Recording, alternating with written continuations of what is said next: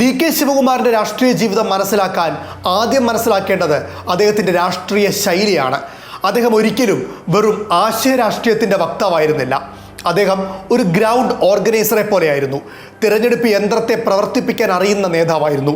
വോട്ടർമാരുടെ മനസ്സറിയുന്ന നേതാവായിരുന്നു. പാർട്ടി പ്രവർത്തകരുടെ ഭാഷ സംസാരിക്കുന്ന നേതാവായിരുന്നു. അതുകൊണ്ടാണ് കർണാടക കോൺഗ്രസിലെ പല തലമുറകളിലുമുള്ള പ്രവർത്തകർ അദ്ദേഹത്തോട് വളരെ അടുത്ത് നിന്നത്. എന്നാൽ ഡി.കെ. ശിവകുമാറിൻ്റെ കഥയുടെ മറ്റൊരു വശമുണ്ട്.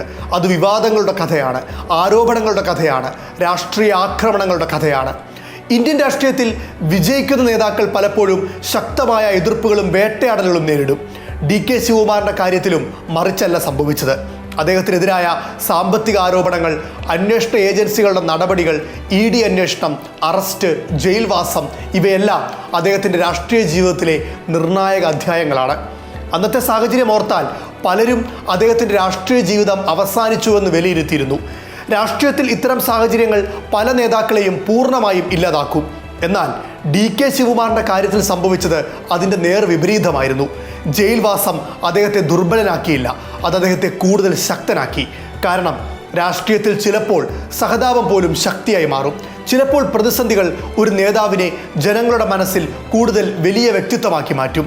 ഡി.കെ. ശിവകുമാറിൻ്റെ കാര്യത്തിൽ അതാണ് സംഭവിച്ചത്.